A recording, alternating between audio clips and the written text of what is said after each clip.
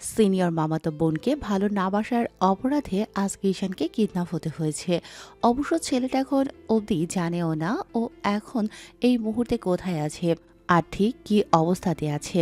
জ্ঞান হারানোর ঠিক আগ মুহূর্তে ছেলেটা কলেজের সামনে ছিল। তারপর হঠাৎই কেমন চোখে অন্ধকার নেমে আসলো।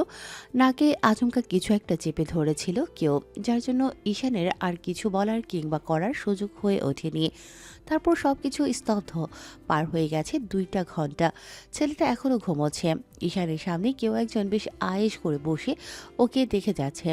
সামনে বসে থাকা ব্যক্তি ঈশানকে খুব ভালোভাবে পর্যবেক্ষণ করে যাচ্ছে আর মিটিমিটি করে হাসে। অন্যদিকে এই খবরটা ঈশানের বাসায় কিংবা ঈশান নিজেও জানে না ও কিডন্যাপ হয়েছে। যখন জানতে পারবে তখন ছেলেটার রিয়েকশন কি হবে সেটাই ভাবছে সামনে বসে থাকা ব্যক্তি। মিনিট 15 বাদে যখন ছেলেটার জ্ঞান ফিরল তখন ওর মাথায় একটা কালো কাপড় দিয়ে চোখ দুটো বেঁধে দেওয়া হলো। সামনে বসে থাকা ব্যক্তি সবাইকে চলে যেতে ইশারা করলে সবাই রুমটা থেকে বেরিয়ে গেল। ঈশান বুঝতে পারল ওকে কোথাও একটা বসিয়ে তারপর হাত পাগুলো শক্ত করে বেঁধে রাখা হয়েছে। হাত পাগুলো এতটাই শক্ত করে বাঁধা হয়েছে যে কোনো রকম নড়াচড়া করার অপশনটুকুও রাখেনি। ঈশান অনেকক্ষণ চেষ্টা করে যখন পারল না তখন মুখ দিয়ে শব্দ করার চেষ্টা করল। আশ্চর্য, মুখেও টেপ লাগানো, সামান্য শব্দটুকু তাই করতে পারছে না। এবার কেউ একজন মুখ থেকে টেপটা উঠিয়ে দিতেই ঈশান জোরে জোরে নিঃশ্বাস নিতে লাগলো। তারপর বলতে লাগলো, আমাকে এখানে আনছেন কেন? কে আপনি? আশ্চর্য, আমি কোনো মেয়ে বাচ্চা নাকি যে আমাকে তুলে আনা হয়েছে? জীবনের প্রথম দেখলাম যে এত বড় দামড়া একটা ছেলেকে কেউ তুলে আনে। কে আপনি? আর কি চাই আমার কাছে? টাকা পয়সা চাইলে আমার আব্বু আম্মুকে কল করুন, ওরা এসে আমাকে ছাড়িয়ে নিয়ে যাবে। সামনে বসে থাকা ব্যক্তি কি ভাবলো কে জানে, কিন্তু হঠাৎ সে উঠে এসে ঈশানের গালে হাতের উল্টো পিঠ দিয়ে স্লাইড করতে লাগলো। সামনে থাকা ব্যক্তির উপস্থিতি টের পেয়েই ঈশান বুঝতে পারল সামনে থাকা ব্যক্তিটা কোনো মেয়ে, কারণ ভদ্র মহিলার শরীর থেকে আসা মেয়েলি স্মেলটাই বলে দিচ্ছে সে কোনো মেয়ে। ঈশান কিছুটা অবাক হলেও বলতে লাগলো, কে আপনি? আর আমাকে এখানে কেন এনেছেন? আমি আপনাকে চিনি বলে তো মনে হচ্ছে না। সত্যি করে বলুন তো, আপনি কে? কুল কুল শোনা, এত উত্তেজিত হতে নেই, শরীর খারাপ করবে তোমার। সামনে থাকা ব্যক্তির প্রতি উত্তরে ঈশান বুঝতে পারল ভদ্রমহিলার কণ্ঠটা কেমন চেনা চেনা লাগছে। তাই ছেলেটা আবারও বলল, আপনি কে সেটাকে বলুন তো। আপনার হাব ভাব কিন্তু আমার মোটেও ভালো লাগছে না। আর কি চান আপনি আমার কাছে? আমার কাছে দেবার মতো কিছুই নেই। যদি টাকা পয়সা চান তো আব্বু আমাকে কল করুন। টাকা পয়সা তো তোমার কাছে চাই না শোনা, যেটা চাই সেটা তুমিই দিতে পারবে। তোমার কাছ থেকে আমার সেটা চাই। কি আশ্চর্য, আমি কি দেবো আপনাকে? আমার কাছে কি এমন আছে যার জন্য আপনার আমাকে তুলে আনতে হলো? ইস, তুমি কি এখনো আমাকে চিনতে পারছো না শোনা? ব্যাস, ঈশান এবার হক চকিয়ে গেল। কারণ প্রথমে কণ্ঠটা একটু চেনা চেনা লাগলেও এখন সবটা কেমন পরিষ্কার হচ্ছে। ভদ্রমহিলার কণ্ঠটা পুরোপুরি চেনা লাগছে। ঈশান বেশ উত্তেজিত থাকায় আর ছাড়া পাওয়ার কথাটা বারবার বলাতে খেয়ালই করেনি সামনে থাকা মেয়েলি কণ্ঠটা ওর চির পরিচিত। ঈশান কিছুক্ষণ ধরে চুপ করে থেকে বলতে লাগলো, সামি আপু তুমি? ঈশানের মুখে আপু কথাটা শুনিয়ে সামিয়া বেশ খানিকটা বিরক্তিকর কণ্ঠে ছেলেটার গালটা টেনে দিয়ে বলতে লাগলো, উফ শোনা, তুমি আমাকে আপু কেন বলো? তোমাকে বলছি না আপু বলবে না। ঈশান অবাকের চরম পর্যায়ে পৌঁছে গেল। শেষে কিনা এই মেয়ে ওকে তুলে এনেছে, তাও আবার কিডন্যাপ করে। মেয়েটা ওকে বললেই তো ঈশান চলে আসতো, তাহলে এমন জোর করে আনার কি দরকার ছিল? হাজারটা চিন্তা এসে ঈশানের মাথায় ঘুরপাক খেতে লাগলো। তাহলে কি কলেজের সামনে থেকে সামিয়া আপু কাউকে দিয়ে ওকে কিডন্যাপ করিয়েছিল? ঈশান কথাটা বলছে না দেখে সামিয়া ওর চোখের বাঁধনটা খুলে দিল। তখন ঈশান ওর দিকে রাগী চোখে তাকিয়ে বলতে লাগলো, আপু, এটা কোন ধরনের মশকরা? তোমার যদি কিছু বলা থাকতো তাহলে বাসায় আসতে পারতে, তাহলে আমাকে ডেকে নিলে আমি চলে আসতাম। এমন করে কাউকে দিয়ে কিডন্যাপ করে আনার মানে কি আপু? এত কথা বলতে হয় না শোনা, এখন চুপ করে থাকো তো। আমি তোমাকে একটু মন ভরে দেখি, বাসায় থাকলে কি এমন করে দেখতে পারি বলো? আর তুমিও সবসময় ছটপটি করতে থাকো, আমার কাছে আসতেই চাও না, জানতো আমার। আশ্চর্য, কথা বলার জন্য কেমন করে তুলে আনতে হবে? তুমি ভাবতে পারছো বাসায় যদি সবাই জানতে পারে তাহলে ঠিক কতটা টেনশন করবে আমাকে নিয়ে? এরকম মজা তুমি না করলেও পারতে। তোমার যদি কিছু বলার হতো তুমি আমাকে ডেকে নিতে। ঈশান, আমার কথা শোনো শোনা, এত কথা বলতে হয় না, একটু চুপ করে বসো না যান। এখানে আমাকে তুলে এনে এরকম মস্করা করা হচ্ছে, তার উপর আবার বলছো আমি চুপ করে থাকবো? তোমার থেকে এটা আমি আশা করিনি আপু। আমি ভাবতেও পারিনি তুমি এরকম কাজ করবে। আমি কি ভাবতে পেরেছিলাম বলো? আমিও তো হাজারবার বলেছিলাম ভালোবাসি, কিন্তু তুমি তো আমার কথা শুনছো কখন জান? এবার ঈশানের মনে পড়ল সামিয়া ওকে বারবার ভালোবাসার কথাটা বলার পরেও ঈশান ওকে বারণ করে দিয়েছে ওকে ভালোবাসে না। সামিয়া অনেক আগে থেকেই ঈশানকে পছন্দ করে। ছেলেটা একটু দেখতে বেশি কিউট কিনা। ছোট্ট থেকে দুজন একসাথে বড় হয়েছে, কিন্তু সামিয়া ঈশানের থেকে বছর দুয়েকের বড়। কিন্তু তাতেও সামিয়ার কোনো আসে যায় না। ও ঈশানকে যবে থেকে পছন্দ করে, যবে থেকে বুঝতে পেরেছে ওকে ভালোবাসে, তবে থেকেই ছেলেটাকেই বলে যাচ্ছে ওকে ভালোবাসে আর ওকেই বিয়ে করবে। ঈশানকে গত কয়েক বছর যাবৎ সামিয়া ভালোবাসার কথাটা বলে যাচ্ছে, আর শেষ ৬টা মাসে মেয়েটা এত বেশি পাগলামি করেছে যেটা ধারণার বাইরে। ঈশান জানে এই সম্পর্ক হয় না, আর যদি কেউ চেষ্টাও করে তাহলে দু পরিবারের সম্পর্ক নষ্ট হবে। মেয়ের থেকে ছেলে বয়সে ছোট হলে সেই সম্পর্কটা সহজে কেউ মেনে নিতে চায় না। সামিয়া যে পরিমাণে পাগলামি করে তাতে ঈশানের এসব মোটেও ভালো লাগে না, তাই ঈশান মেয়েটাকে বারণ করে দিয়েছিল। তাছাড়া ঈশান আম্মুকে বিষয়টা জানানোর পর থেকেই আম্মু ওকে বারণ করেছে যেন সামিয়ার এসব পাগলামিতে সায় না দেয়। তাতে আব্বু কিংবা সামিয়ার আব্বু কেউই এসব বিষয়ে রাজি তো হবেই না, উল্টো ঝামেলা হবে দুই পরিবারের মাঝে। তাই ঈশান সামিয়ার থেকে দূরে সরে থাকার চেষ্টা করে, কিন্তু মেয়েটা বারবার নিজে থেকে এগিয়ে আসে আর এইসব কথা বলতে থাকে। ঈশানের প্রতি সামিয়ার এত বেশি পাগলামি করে যেটা ভাষায় বলে প্রকাশ করা যাবে না। প্রতিনিয়ত ওকে ভালোবাসার কথা বলে যাচ্ছে মেয়েটা, তারপরেও ঈশান ওকে বারণ করে চলেছে। এক সপ্তাহ আগেই সামিয়া সেদিন ওকে বলেছিল, শোনো, তুমি আমাকে ভালোবাসো কিনা সেটা আমি শুনতে চাইছি। যদি না বাসো তাহলে সেটা আমার চোখের দিকে তাকিয়ে বলো। আমি তোমার দিকে দূরে হারিয়ে গেলে কি তোমার তোমার কি কিছুই যায় আসে না? ঈশান সেদিন কিছু বলতে পারেনি। সামিয়া তখন ঈশানের মুখের দুপাশে হাত রেখে ওর চোখের দিকে তাকিয়ে রইল। তারপর আবারও কথাটা জিজ্ঞেস করতেই ঈশান ওকে ছাড়িয়ে নিল আর বলতে লাগলো, তার মানে তুমি আমাকে ভালোবাসো, আর বাসো না সেটা চোখের দিকে তাকিয়ে বলার সাহস যেহেতু তোমার নেই, তার মানে তুমি আমাকে কখনোই বলতে পারবে না। ঈশান, একটাবার বলো ভালোবাসো, দেখো সবাই সবটা মেনে নেবে। তুমি খামোখা আমাকে দূরে সরিয়ে রাখছো, এমন করে কতদিন আমাকে ইগনোর করে যাবে শোনো? কেন? তোমার চোখের দিকে তাকিয়ে বলতে হবে কেন? তুমি আর এমন পাগলামি করবে না। বারবার আমার কাছে চলে আসো। এসব আমার কিংবা তোমার বাসার কেউ যদি জানতে পারে তাহলে কি অবস্থা হবে একটাবার ভাবতে পারছো? তুমি কোনো কিছু না ভেবে শুধু নিজের কথাই বলে যাচ্ছ। আমি তো তোমাকে ভালোবাসি না, তাহলে এসব কথা কেন বলছো তুমি বারবার? কারণ আমি তোকে চাই, তোকে ছাড়া আমার পক্ষে থাকা সম্ভব না ঈশান। সেই ছোট্ট থেকে আমি তোকে ভালোবেসে এসেছি। তোকে তোকে ঠিক কতটুকু ভালোবাসি সেটা কেউ বুঝতে চায় না। আমি কি এতটাই খারাপ দেখতে যে তুই আমাকে ভালোবাসতে পারবি না? আমি তোর বউ হওয়ার জন্য পারফেক্ট না বল? এসব ফালতু কথা বলো না তো। আমি তোমাকে ভালোবাসি না, তাহলে ভালো না বাসলে বলতে যাবো কেন? ও, তার মানে আমার ভালোবাসাটা তোর কাছে কিছুই না। আমার কিছু হয়ে গেলে তাতে তোর কিচ্ছু যায় আসে না, তাই তো? আজে বাজে কথা বলো না তো।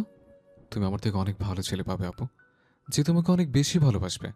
আমি ভালো থাকতে চাই না, আমি তোর কাছে কষ্ট হলেও থাকতে চাই। তারপরেও তারপরেও তুই শুধু আমাকে ভালোবেসে দেখিস। আমরা দূরে গিয়ে বিয়ে করে নেব। শোনো, একবার বল তুই আমাকে ভালোবাসিস, দেখবি আমরা অনেক হ্যাপি থাকবো। একবার বিয়েটা হয়ে গেলে আব্বু আম্মু তোর বাসার সবাই আমাদের ঠিকই মেনে নেবে। ওরা কতদিনই ছেলে মেয়েদের দূরে সরিয়ে রাখবে বল শোনা? এসব ফালতু কথা আর কখনো বলবে না। তোমার ওইসব কর্মকাণ্ড আমার মোটেও পছন্দ না। তারপর ওইসব পাগলামি করতে থাকো। শুধু শুধু তোমার জন্য দুই পরিবারের সম্পর্কটা নষ্ট হবে, দেখো। ঈশান সামিয়াকে জোর করে সরিয়ে দিল। সামিয়া তখন রাগের মাথায় বলেছিল, বারবার বলছি তোকে ভালোবাসি, সেই জন্য আমার ভালোবাসাটা তোর কাছে তুচ্ছ মনে হচ্ছে, তাই না? একটা কথা কান খুলে শুনে রাখ, আমি যদি তাকে না পাই না, তাহলে তোকে আর কেউ পাবে না ঈশান। আর যদি সেটা সত্যি হয় তাহলে আমি তোর থেকে এত দূরে সরে যাব, তুই আমাকে কখনো দেখতেও পাবি না। আর সেই সব কিছুর জন্য দায়ী থাকবি তুই। কী করে ভালোবাসা আদায় করে নিতে হয় সেটা আমি নিজেও খুব ভালো করেই জানি। আর তুইও জানিস যে জিনিস আমি না পাই সেটা কী করে ছিনিয়ে নিতে হয় সেটা আমার খুব ভালো করেই জানা আছে। তুই তৈরি থাক, আমি জোর করেই তোকে নিজের করব। সামিয়ার সেদিনের কথাতে ঈশান কিছুটা ভয় পেলেও ওকে বসতে দেয়নি, সেখান থেকে চলে এসেছিল। তারপর একটা সপ্তাহ আর মেয়েটার সাথে দেখা হয়নি। সামিয়া বান্ধবীদের সামনে এসব নিয়ে কান্নাকাটি করেছিল, তখন বান্ধবীরা এই প্ল্যানটা ওকে দেয়। ঈশানকে কিডন্যাপ করে এনে জোর করে বিয়েটা করে নিতে বলেছিল বজ্জাত মহিলাগুলো। ঈশান কখনো ভাবতেও পারেনি শেষে কিনা মামাতো বোনের হাতে কিডন্যাপ হতে হবে। এবার সামিয়া রুমের লাইট জ্বালিয়ে দিল। ঈশান মেয়েটার দিকে অবাক চোখে তাকিয়ে রইল, কারণ এই মুহূর্তে মেয়েটা বউ সাজে ওর সামনে দাঁড়িয়ে আছে। আজকে মেয়েটা অসম্ভব রকমের সুন্দর লাগছে। ঈশানকে চোখ বড় বড় করে নিজের দিকে তাকিয়ে থাকতে দেখে সামিয়া এগিয়ে আসলো। মেয়েটা হুটহাট করে ঈশানের কোলের মধ্যে বসে পড়ল, তারপর গলাটা জড়িয়ে ধরে গালে একটা চুমু খেলো। ঈশান চোখ জোড়া বন্ধ করে নিল। মেয়েটা ওর ঠোঁটের দিকে ঠোঁট জোড়া এগোতেই ঈশান মুখটা ঘুরিয়ে নিল। সামিয়ার নিঃশ্বাসটা ঈশানের মুখের ওপর পড়তেই ছেলেটা বুঝতে পেরে মুখটা ফিরিয়ে নিল। সামিয়া জোর করে ঈশানের মুখটা নিজের দিকে ঘুরিয়েই ঠোঁটে কিস করতে লাগলো। ছেলেটা নিজের ঠোঁট জোড়া ছাড়ানোর চেষ্টা করলেও সামিয়া ছাড়ছে না। 5 মিনিট কিস করার পর সামিয়া ঈশানকে ছেড়ে দিয়ে ওর বুকে মুখ লুকালো। তারপর একটা সময় ওর ঘাড়ে আর গলায় কয়েকটা চুমু দিতেই ঈশান সবটা সহ্য করে নেয়ার চেষ্টা করলো। একটা মেয়ে এরকম করে কাছে আসলে নিজেকে কন্ট্রোল করে রাখা কষ্টের। সামিয়া বুঝতে পারলো ঈশানের অবস্থা খারাপ হচ্ছে, তাই মুচকি একটা হাসি দিয়ে ওর গালে একটা চুমু দিয়ে বলতে লাগলো, শোনা, তুমি এরকম করছো কেন? আমি একটু পরে তোমার বউ হব, আর তুমি কি না এমন করে আমাকে দূরে সরিয়ে দিতে চাইছো? আজকের পর থেকে তুমি আর আমাকে কখনো দূরে সরাতে পারবে না। আজকে সেই ব্যবস্থাটাই করব। আমি অনেকবার বলেছিলাম চল আমরা বিয়েটা করে নিই, কিন্তু তুমি রাজি হওনি। আমি কখনোই তোমার কথায় রাজি হব না। তুমি আমাকে তুলে আনছো। বাসার কেউ এই বিষয়টা জানতে পারলে কতটা কষ্ট পাবে ভেবেছ? তোমার জন্য আজকে এরকম একটা পরিস্থিতিতে সবাইকে পড়তে হয়েছে। তুমি কি করে পারলে এরকম একটা বাজে কাজ করতে? তোমাকে পাওয়ার জন্য আমি সব কিছু করতে পারি, শোনা। আমার যে তোমাকে চাই সেটা বুঝতে পারছো না কেন জানটা? না, আমি কিছু বুঝতে চাইছি না। তুমি আমাকে ছেড়ে দাও, নাহলে কিন্তু এর জন্য তোমাকে অনেক শাস্তি পেতে হবে বলে রাখলাম। আগে এটা বিয়েটা করে নিই, তারপর তুমি যা শাস্তি দেওয়ার দিও। ভালো ভালো বিয়েটা করবে, নাকি আমাকে কিছু করতে হবে জান? তোমার যা খুশি তাই করো, তারপরও আমি তোমাকে বিয়ে করব না। তুমি আমাকে মেরে ফেলবে তো ফেলো, তারপরও আমি তোমাকে বিয়ে করব না বলে রাখলাম। শোনা, আমার মধ্যে কি এমন কমতি আছে বলো, যার জন্য তুমি আমাকে বিয়েটা করতে চাইছো না? আমি দেখতে খারাপ, নাকি তোমার সাথে মানাবে না আমাকে? দেখো, বিয়েটা করে বাসায় গেলেই সবাই আমাদের মেনে নেবে ঈশান। তোমার পরিবারের সবাই আমাকে খুব আদর করে, ও হিসেবে মেনে নেবে। তুমি একটাবার বোঝার চেষ্টা করো জানটা। বললাম না আমি কোনো কিছু বুঝতে চাইছি না। আমাকে ছেড়ে দাও, নাহলে কিন্তু এর থেকে খারাপ পরিস্থিতি তোমার জন্য হবে। আমি কিন্তু বাসায় গিয়ে সবাইকে সবটা বলবো। জোর করে তুমি আমাকে এখানে তুলে আনছো। ও, তার মানে তুমি আমাকে বিয়ে করবে না, তাই তো? আমাকে কিছু করতে হবে। ঈশান অবাক চোখে মেয়েটার দিকে তাকিয়ে রইল। এবার সামিয়া কিছু একটা খুঁজতে লাগলো। মেয়েটা কোথা থেকে যেন একটা ছুরি এনে হাতে বারবার আঘাত করে বলতে লাগলো, এইবার বলো, কার ক্ষতি করব, তোমার নাকি আমার? কোনটা করলে বেশি ভালো হয় শোনা? সামিয়া কথাগুলো বলেই ছুরির উল্টো পিঠ দিয়ে ঈশানের গলায় স্লাইড করলো।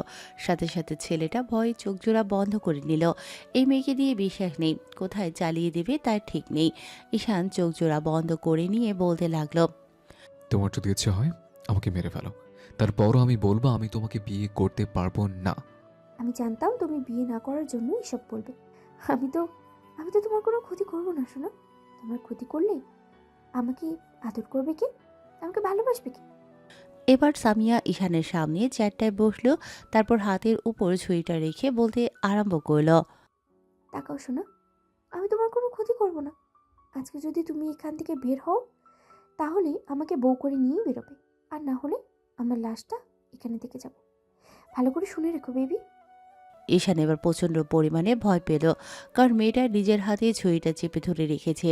যদি রাগের মাথায় জোরে সোরে চালিয়ে দেয়, তাতে হাতটা কেটে পড়ে যাবে না তার ঠিক নেই। ঈশান ভয়ে ভয়ে কাপা কণ্ঠে বলতে লাগলো, দেখো আপু, তুমি কিন্তু পাগলামি করছো। তুমি এরকম করতে পারো না। আচ্ছা, ঠিক আছে, তুমি ছুরিটা সরিয়ে নাও। আমি তোমাকে বলে দিচ্ছি কি করতে হবে। আমাকে অনেক বুঝিয়েছো শোনা, এখন আর আমাকে বোঝাতে হবে না। তুমি আগে বলো, আমাকে আজকে বিয়েটা করবে? তারপরে আমি তোমার সব কথা শুনবো। তারপরে বিয়ের বাইরে একটা কথাও শুনতে চাইছি না। ঠিক আছে, তুমি বাসা সবাইকে রাজি করো। সবাই যদি রাজি হয় তাহলে দুই পরিবারের সম্মতিতে বিয়েটা হবে। এখন পাগলামি করো না, ছুরিটা ফেলে দাও। তুমি সবাইকে রাজি করো, আমি নির্দ্বিধায় তোমাকে বিয়েটা করে নেব। কথা দিচ্ছি তোমাকে ভালোবাসবো। তারপরও এসব করে দুই পরিবারের মাঝে ঝামেলা বাড়িও না। প্লিজ ছুরিটা ফেলো আপু, আমি ভেবেছিলাম তুমি আমার কথাটা একটু হলেও ভাববে, কিন্তু না, তুমি শুধু পরিবারের কথাটাই ভাবছো। ঠিক আছে, তুমি থাকো তোমার জেদ ধরে। আজকের পর তোমার সাথে আমার আর দেখা হবে না, আর না কখনো কথা হবে। তারপর তোমার মনে হবে তুমি কি হারিয়েছো।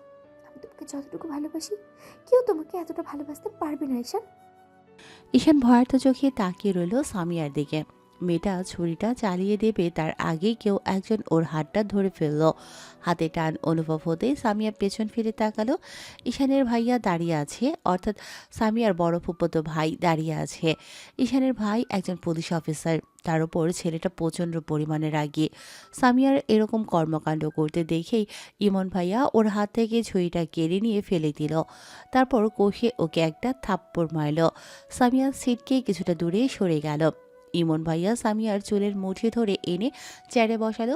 তারপর মেয়েটার একটা হাত শক্ত করে ধরে রেখে বলতে লাগলো, তোর খুব পাখনা গজিয়েছে না, আমার ভাইকে কিডন্যাপ করিস? তুই এতটাই বকে গেছিস যার জন্য আজকে এরকম একটা বাজে কাজ করেছিস। তুই বুঝতে পারিস না জোর করে ভালোবাসা আদায় করা যায় না। দুটো পরিবারের মানুষ শান্তিতে থাকতে পারবে না শুধু তোর জন্য। তুই কি চাইছিস বলতো দুই পরিবারের সম্পর্কটা নষ্ট হোক? আমার ভাইটা তোর জন্য একটু একটু করে শেষ হয়ে যাক? আমি তোর বিহেভিয়ারটা দেখে আশ্চর্য হচ্ছি শামিয়া। আমি তোকে ছোট বোনের মতো ভালোবাসতাম, আর তুই কি না এসব করে বেড়াচ্ছিস? আমি ভেবেছিলাম সবটাতে ঈশানের দোষ আছে, কিন্তু এখন দেখছি সব দোষ তোর। ঈশানের জন্য সবাই টেনশন করছে, আর তুই কি না আমার ভাইকে কিডন্যাপ করে এনেছিস? হ্যাঁ হ্যাঁ করেছি, কারণ আমি ঈশানকে ভালোবাসি। ওকে ছাড়া থাকতে পারবো না। আমি ঈশানকে ছেড়ে আমি কোথাও যাব না। ভাইয়া, আমাকে ছেড়ে দাও প্লিজ। তুমি এরকমটা করো না। দেখো, আবার বিয়ে করে নেব। তুমি আমাকে আটকেও না। এখান থেকে আমরা অনেক দূরে চলে যাব। তুমি প্লিজ আমাদের একটু হেল্প করো। তোমার ভাইকে বলো না আমাকে বিয়ে করে নিতে, তাহলে দেখবে সবাই সবটা মেনে নিয়েছে, কেউ কোনো কথাই বলবে না। তুমি আমাদেরকে হেল্প করো প্লিজ ভাইয়া। শামিয়া, তোর বিহেভিয়ার দেখে আমি অবাক হচ্ছি। দিন দিন তুই এতটাই বকে গেছিস যে শেষে কিনা নিজের ফুফাতো ভাইয়ের সাথে এসব কাণ্ড করতে তোর বিবেকে বাজছে না। আমি জাস্ট ভাবতে পারছি না তুই আমার মামাতো বোন হয়ে এসব কাজ করছিস। তোর যদি ঈশানকে এত পছন্দ, তাহলে বাসার সবাইকে বলতি, পরিবারকে রাজি করাতি। সেটা না করে তুই এমন একটা কাজ কেন করলি? আমি ওকে 1000বার বলেছি, তোমার ভাইয়া শোনেনি। আজকে যদি তোমার ভাই আমাকে বিয়ে না করে, এখান থেকে চলে, তাহলে তাহলে বাসায় গিয়ে আমার মরার খবরটা পাবে। ঈশান, তুই আমাকে একটু ভালোবাসিস না তাই না? সেই জন্য এরকম একটা কাজ করলি তো? আপু প্লিজ পাগলামি করো না, আমার কথা শোনো। আমি তোর কোনো কথাই শুনতে চাই না। ঈশান, ভালোবাসিস না তুই আমাকে? একটুও ভালোবাসিস না? তোকে ভালোবাসাটা কি আমার কি খুব বেশি অন্যায় হয়ে গেছিল? বল, অনেক অন্যায় করে ফেলেছিলাম তোর সাথে। বোন, আমার কথা শোন, পাগলামি করিস না। তোর সব পাগলামিতে কিন্তু সবাই টেনশন করছে। তুই জানিস বাসার সবাই ঈশানকে নিয়ে কতটা টেনশন করছিল। আমি ওর খোঁজ খবর নিতে এসে জানতে পারলাম কেউ বা কারা ওকে কিডন্যাপ করেছে। তারপর লোকেশন ট্র্যাক করে এখানে এসেছি, আর এসে দেখছি তুই এরকম একটা কাজ করেছিস। আমার জায়গায় অন্য কোনো পুলিশ অফিসার হলে তোর কী হাল করতে একটাবার ভেবে দেখেছিস? তোমাদের যা ইচ্ছে তোমরা তাই করো। আমাকে মারো বকো, দরকার হয় একেবারে একেবারে শেষ করে ফেলো। তারপরেও আমি বলবো আমি ঈশানকেই চাই। ওকে ছাড়া আমি মোটেও ভালো থাকতে পারবো না ভাইয়া। বুঝতে পারছি, তোকে বলে কোনো কাজ হবে না, তোকে বাসায় পাঠাতে হবে। এই কনস্টেবল, ওকে নেওয়ার ব্যবস্থা করো।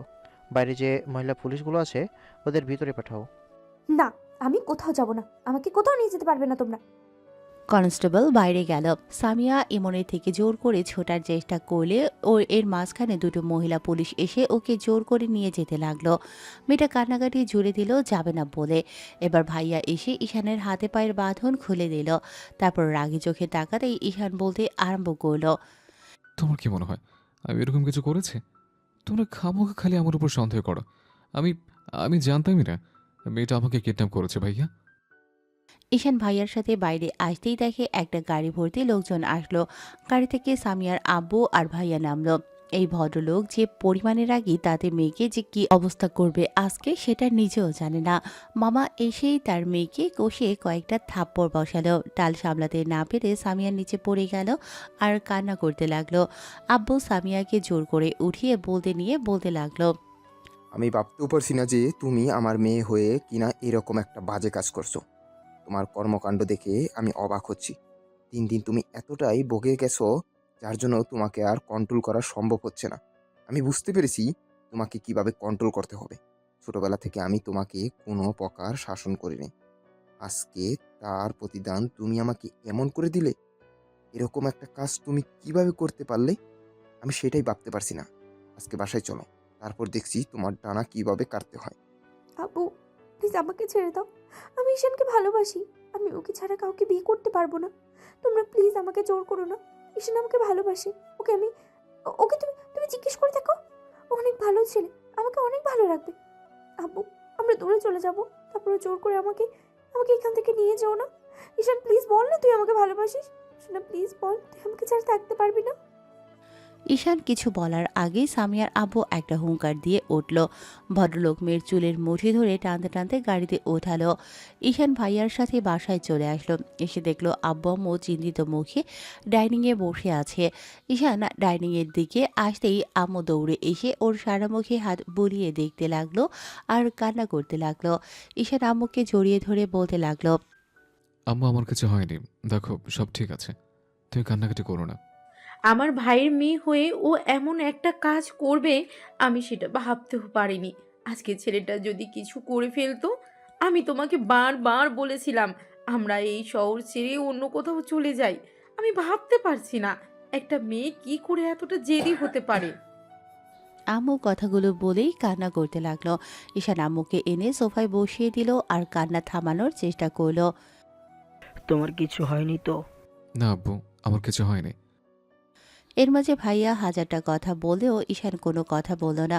ঈশান ভাবলো এই মুহূর্তে কথা বলাটা ঠিক হবে না। কথা বলে আব্বু আর ভাইয়া রেগে যেতে পারে। ঈশান আব্বু আম্মুর সাথে কথা বলে রুমে আসলো। কেন জানি মনে হচ্ছে মামা হয়তো বাসায় গিয়ে মেয়েটার উপর চোটপাট করতে আরম্ভ করবে। কথাগুলো ভেবেই ঈশান আব্বু আম্মুর রুমে আসলো। খেয়াল করলো দুজনেই ভরাক্রান্ত মুখ নিয়ে বসে আছে। ঈশান এসেই আব্বুর সামনে দাঁড়ালো, তারপর মাথা নিচু করে বলতে লাগলো, আব্বু, না মানে আসলে আমি বলছিলাম কি যে তুমি একটু মামাকে ফোন করো না। ফোন করে বলো না যেন আপুর গায়ে হাত না তোলে। ছেলের মুখে এরকম কথা শুনে আব্বু আম্মু দুজনেই অবাক হলো। যে মেয়ে একটু আগেই ওকে তুলে নিয়ে গিয়েছিল সেই মেয়েটাকে নিয়েই ছেলে এরকম কথা বলছে। আব্বু আম্মু কিছুক্ষণ অবাক চোখে তাকিয়ে রইল ছেলের দিকে। তখনও আবার বলতে লাগলো, না মানে আসলে আমি বলছিলাম কি, মামা যে পরিমাণে রাগী তাতে আপুর গায়ে হাত তুলতে দ্বিতীয়বার ভাববে না। আপু একটু জেদি, তাই এরকম কাজ করেছে। আমি বারবার বলেছিলাম এসব হয় না, তারপরও আমার কোনো কথা সে শোনেনি। তো একটু মামাকে ফোন করে বলো না যেন আপুর গায়ে হাত না তোলে। যাওয়ার সময় মামা অনেক সিন ক্রিয়েট করেছিল, তাতে বোঝা যাচ্ছিল বাসায় গিয়ে আপুকে মারবে। আব্বু কিছুক্ষণ চুপ করে থেকে এবার ফোনটা হাতে নিয়ে মামার নাম্বারে কল করলো, কিন্তু ভদ্রলোক কল ধরলেন না। কয়েকবার কল করেও যখন পেল না তখন মামিকে কল করলো। ওপর থেকে কান্নাকাটির আওয়াজ আসলে আম্মু ফোনটা নিয়ে নিল। কিছুক্ষণ বাদে আম্মুর রুমে এসে মন খারাপ করে বলতে লাগলো, ভাইজান, স্বামীয়াকে খুব মেরেছে। মেয়েটা সেন্সলেস হয়ে পড়েছে। বাসাতে গিয়ে এরকম করে আঘাত করেছে মেয়েটাকে, যার জন্য ঈশানের বুকের ভেতর কেমন যেন ধক করে উঠল। মুহূর্তের মধ্যে মনে হলো আজকে ওর জন্যই হয়তো মেয়েটা এরকম করে মার খাচ্ছে। আবার পরক্ষণে মনে হলো অতিরিক্ত বাড়াবাড়ি করছিল মেয়েটা, সেজন্য আজ এরকম পরিস্থিতিতে পড়তে হয়েছে। ঈশান কিছুক্ষণ চুপ করে থেকে তারপর রুম থেকে বেরিয়ে গেল। কিছুই ভালো লাগছে না, শেষে কিনা মেয়েটাকে ওর জন্য মার খেতে হলো। ঈশানের বারবার মনে হচ্ছে সামিয়ার কাজের জন্য এমনটা হলো, কিন্তু কেন জানি ভালো লাগছে না। আর লাগবেই বা কী করে, যে মেয়েটাকে ছোটবেলা থেকে দেখে আসে ওর জন্য একদম পাগল, সেই মেয়েটাকে আজকে বেধড়কভাবে মার খেতে হয়েছে। না জানি কি অবস্থা করেছে মামা তার মেয়ের। ইচ্ছে তো করছিল ছুটে গিয়ে মেয়েটাকে একবার দেখে আসতে, কিন্তু পারল না। এমন করে পুরো একটা সপ্তাহ কাটলো। ঈশান আর মামার বাসাতে যাওয়ার সাহস পেল না, কার মামা যে পরিমাণে রেগে আছে তাতে ওকে কি থেকে কি বলবে তার ঠিক নেই। ঈশান অনেক চেষ্টার পর আম্মুর থেকে জানতে পারলো সামিয়া নাকি বিয়ে ঠিক করে দিয়েছে মামা। আর সামিয়াও নাকি বাড়াবাড়ি করছিল দেখে মামা মেয়ের হাত মাথায় রাখিয়ে তারপর জোর করে বিয়েতে বাধ্য করেছে। আর কিসব কসম টসম দিয়ে এরকম একটা কাণ্ড করেছে। দীর্ঘশ্বাস ফেলা ছাড়া ঈশানের আর কোনো কিছুই করার নেই। বন্ধুদের সামনে মন খারাপ করে বসেছিল ছেলেটা, আর বিষয়টা নিয়ে ভাবছিল। কারণ একটু আগেই মামি কল করে বিষয়টা জানালো সবটা, আর কান্নাকাটিও করছিল, তাই মনটা খারাপ হয়ে গেল। ঈশান চুপ করে আছে দেখে ওর একটা বন্ধু বলতে লাগলো, কিরে, মন খারাপ করে আছিস কেন? কয়েকদিন থেকে দেখছি তেমন করে আর আড্ডা দিচ্ছিস না, আগের মতো আর কথা বলছিস না, হাসাহাসিও করছিস না। কারণটা কি বলতো আমাকে? না রে, তেমন কিছু না। কারণ তো একটা আছেই। কারণটা কি এটাই যে সামিয়াপুর বিয়ে ঠিক হয়ে গেছে। তুই কি করে জানলি? কিরে, জানাবো, ওর আব্বুর সাথে আমার আব্বুর ব্যবসায়িকভাবে বেশ ভালো সম্পর্ক। সেক্ষেত্রে ওর আব্বু আমাদের ইনভাইট করেছে। আজকে আব্বুর কথাতে আর তুই যেভাবে বললি তাতেই শিওর হলাম যে সামিয়াপুর বিয়ে ঠিক হয়ে গেছে। ঈশান মাথা নেড়ে হ্যাঁসূচক উত্তর দিয়ে মাথা নিচু করে রাখলো। তখন মেহেদি বলতে আরম্ভ করলো। এই তো, যখন ভালোবাসিস তাহলে ইগনোর করলি কেন? সেদিন ওইরকম করে তাড়িয়ে না দিতে যদি বলতি তুই ওকে বিয়ে করবি, তাহলে দেখতি তোর মামাও মেনে নিত। কিন্তু তুই সেটা করলি না, শুধু পরিবারের কথা ভাবলি। পরিবার আজ কিংবা কাল মেনে নিত, কারণ তোরা দুজন কাজিন ছিলি। তাই ঠিকই তোদের দুজনকে মেনে নিত। না হয় একটা বেবি নিয়ে ফিরে আসলে দেখতি আর রাগ করে থাকতে পারতো না। কিন্তু সেটা না করে তুই মেয়েটাকে ভয় পেয়ে গেছিলি। মেয়েটা পাগলামি কার জন্য করতো? তোর জন্যই তো, নাকি? আমার মাথা কাজ করছে না। এসব কথা বলিস না তো, ভাল লাগছে না কিছু। কি থেকে কি হচ্ছে আমি কিছু বুঝতে পারছি না। এটাই তো স্বাভাবিক। ভালোবাসার মানুষ হারিয়ে গেলে তখন বুঝে আসে আমরা কি অন্যায় করেছি কিংবা কি ভুলটা করেছি। তুই ঠিক বুঝতে পারবি। যখন বুঝতে পারবি তখন অনেক দেরি হয়ে যাবে। তুই এটুকু জানিস আমি আপুকে ঠিক কতটুকু ভালোবাসিস। তাহলে আগলে নিতে পারতি, দূরে কেন সরিয়ে দিলি? ঈশান আর সেখানেই থাকলো না, ক্লাসের দিকে চলে আসলো। কোনো রকমে কয়েকটা ক্লাস করে বাসায় চলে গেল। দুদিন আর বাসা থেকে বেরোবো না, এসব কিছু আর ভাবতে পারলো না। আম্মু বুঝতে পারলো যে ঈশান বিষয়টা মানতে পারছে না। বারবার জিজ্ঞেস করার সত্ত্বেও ছেলেটা কিছু বলল না। অন্যদিকে সামিয়া আপুকে জোর করে মামা বিয়েতে রাজি করিয়েছে।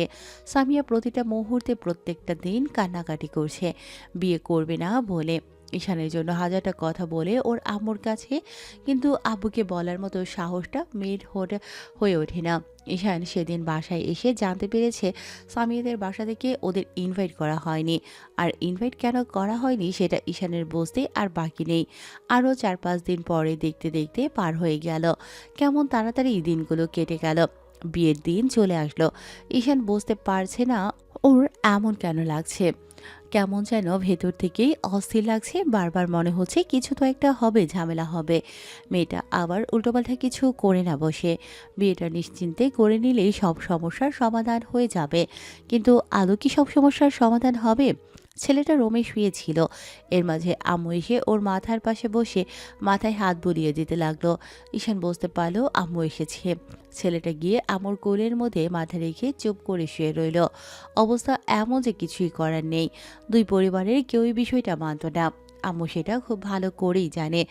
ঈশান সামিয়াকে পছন্দ করে, আম্মু জানে, এটাও জানে। আর কেউ না জানলেও আম্মু থেকে ঈশানের এই বিষয়টা লুকোতে পারেনি।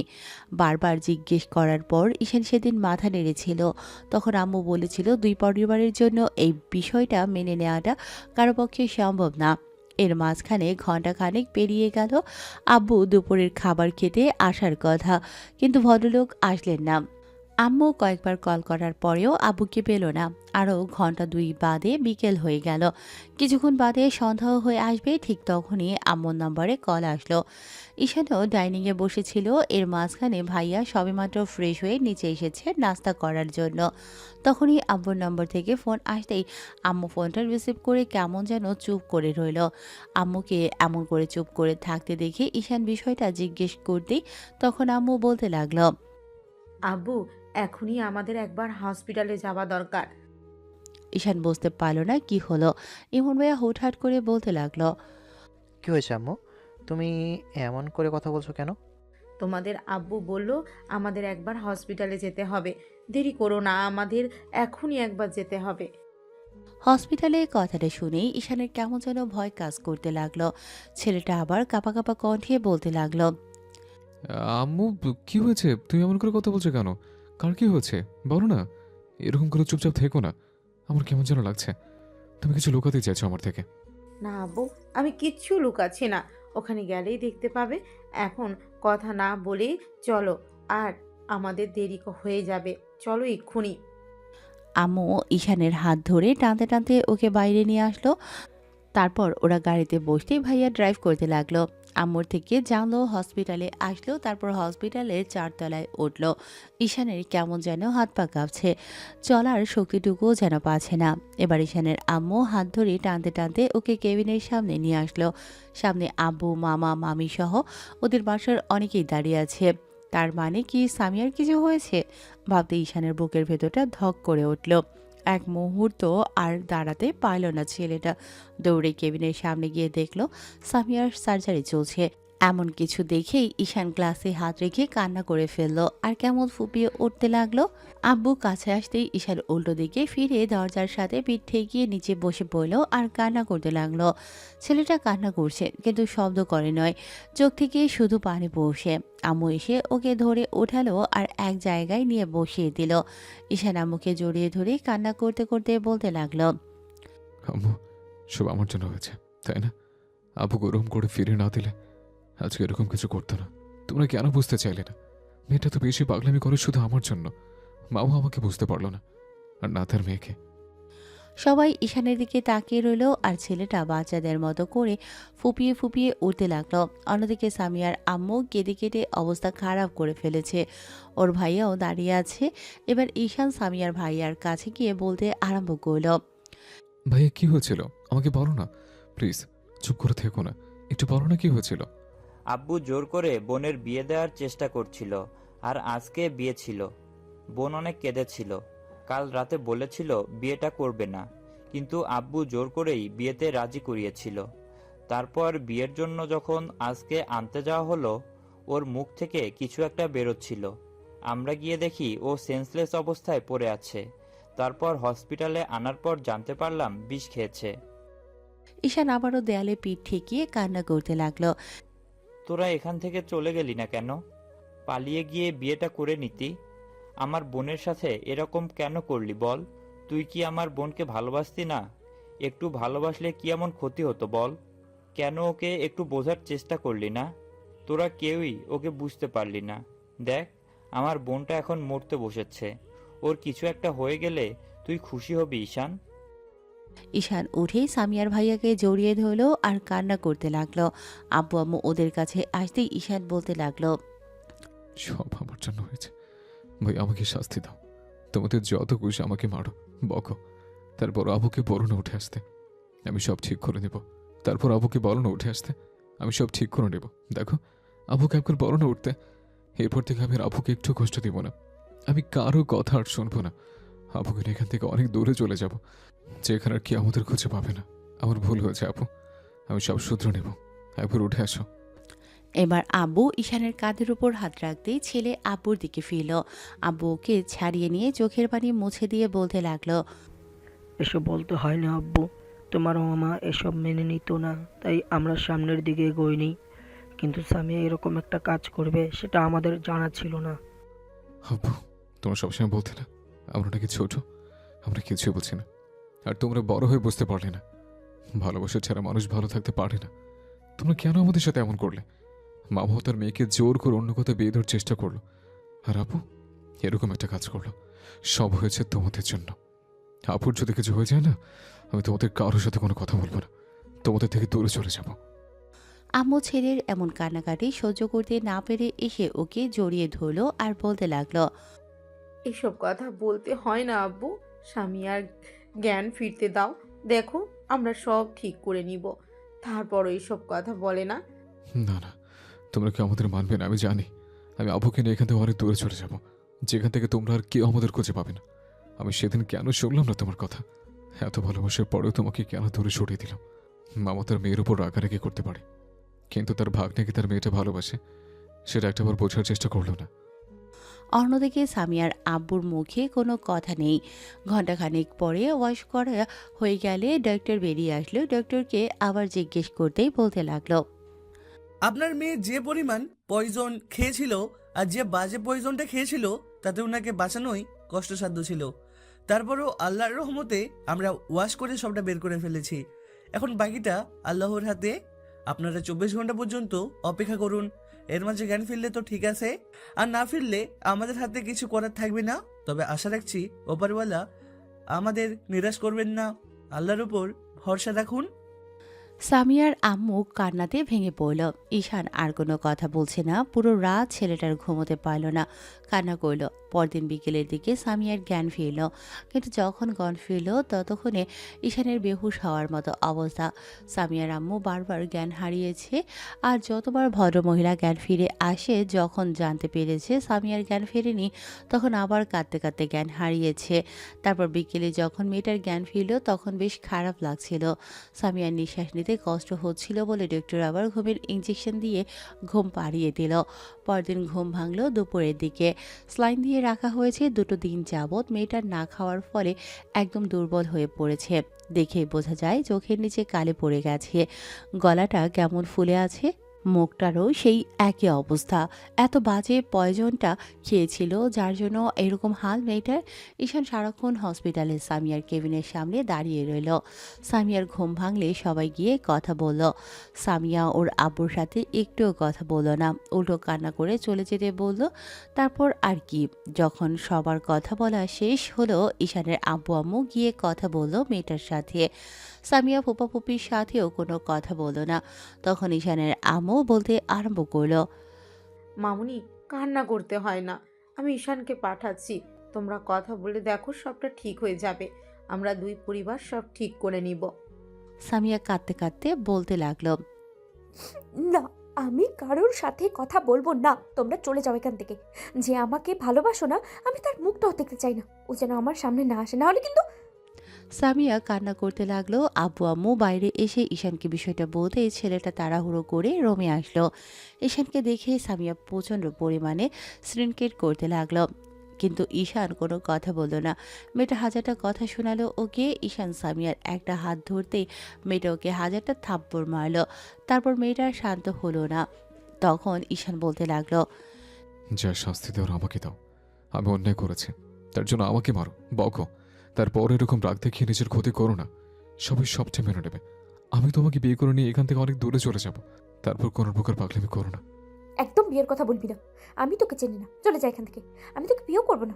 অন্যায়টা তোর না, আমারই ছিল। তোর মতো ছেলেকে আমি ভালোবেসেছিলাম, যার জন্য আমাকে এমন করে কষ্ট পেতে হয়েছে। ঈশান এগিয়ে এসে মেয়েটাকে থামানোর চেষ্টা করলে মেয়েটা সব কিছু খুলে ফেলার চেষ্টা করলো। ঈশান মেয়েটাকে বাধা দিল আর নার্সকে ডাকতে লাগলো। নার্স এসে সামিয়াকে আবারও ঘুমের ইঞ্জেকশন দিল।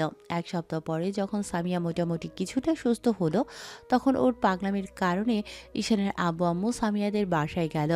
2 পরিবারের সবাই ডাইনিংয়ে আছে। ঈশানের আব্বু বিষয়টা নিয়ে আলোচনা করতে লাগলো, কিন্তু সামিয়ার আব্বু চুপ করে রইল। তখন আব্বু ভদ্রলোককে উদ্দেশ্য করে বলতে লাগলো, ভাইজান, এমন করে চুপ করে থাকলে ছেলে মেয়েদের খারাপটাই হবে। ঈশান সামিয়াকে পছন্দ করে। আমার ছেলে হয়তো আপনার ভয়ে বলতে পারেনি। আপনার মেয়ে পাগলামি করেছে, খামোখা অন্য জায়গায় বিয়ে দেওয়ার চেষ্টা করলে, আর সেদিন মরতে মরতে মেয়েটা বেঁচেছে। এখন অন্তত আর জেদ করে বসে থাকবেন না। আমি কি বলতে চাইছি আপনি নিশ্চয় বুঝতে পারছেন। এমন কোনো শত্রুতা আমাদের মাঝে নেই যার জন্য 2 পরিবারের মানুষগুলো দ্বিতীয় আত্মীয়তার বন্ধনে আবদ্ধ হতে পারবে না। দয়া করে এখন আর জেদ করে বসে থাকবেন না। ছেলে মেয়েদের ভালোর জন্য হলেও এই বিয়েতে আপনাকে মত দিতেই হবে। আপনাকে আমি আজকে রিকোয়েস্ট করছি, আর চুপ করে থাকবেন না। ওগো, তুমি চুপ করে থেকো না। এমন জেদ ধরে বসে থাকলে আমার মেয়েটা একটু একটু করে শেষ হয়ে যাবে। তোমার কারণেই মেয়েটার আজকে এই অবস্থা। তুমি যদি সেদিন ওকে জোর করে রাজি না করাতে, তাহলে মেয়েটা এরকম কোনো কাজ করতো না। তুমি মেয়েটার প্রতি এরকম কঠোর হয়েও না। তুমি একটু চিন্তা করে দেখো, আমার মেয়েটা মরে যাবে যদি এরপরও তুমি এরকম কঠোর হও। তোমার এমন জেদের কারণে কখনোই ও ভালো থাকতে পারবে না। তাছাড়া ঈশান তোমার ভাগ্নে, এমন তো কেউ নয় যার সাথে বিয়ে দিলে তোমার মেয়ে ভালো থাকবে না।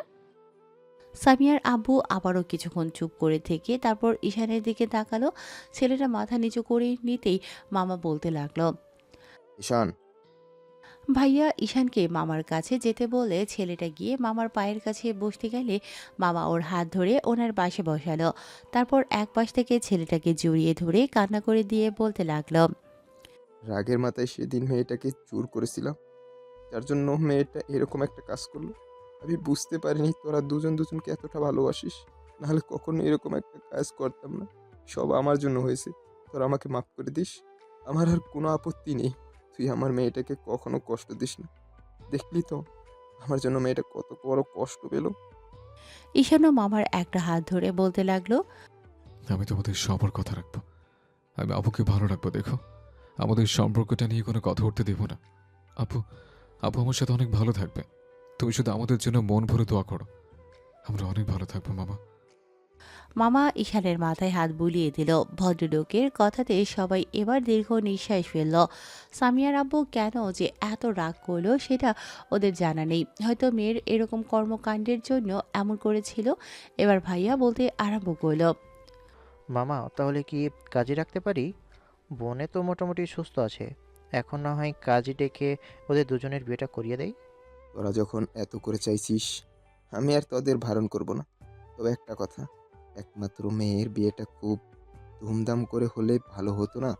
ভাইজান, এখনও সামিয়া মামুনি কিছুটা অসুস্থ আছে। পুরোপুরি সুস্থ হোক, তারপর না হয় এসব নিয়ে ভাবা যাবে। সামিয়ার আব্বু আর কোনো অমত করল না। বিকেলের দিকে মোটামুটি ঘরোয়াভাবে দুজনের বিয়েটা হলো, কিন্তু সামিয়া বিয়ে করবে না বলে জেদ ধরেছিল। তখন ঈশানের আম্মু গিয়ে জোর করে ওকে রাজি করিয়েছে।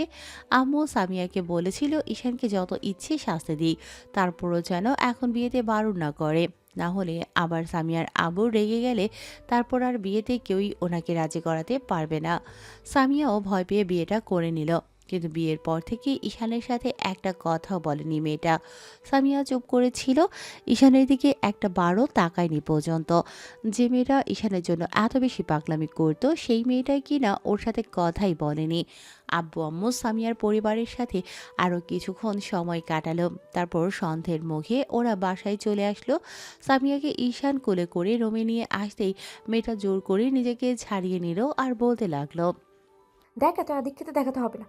তুই আমাকে ঠিক কতটুকু ভালোবাসিস আমার জানা হয়ে গেছে।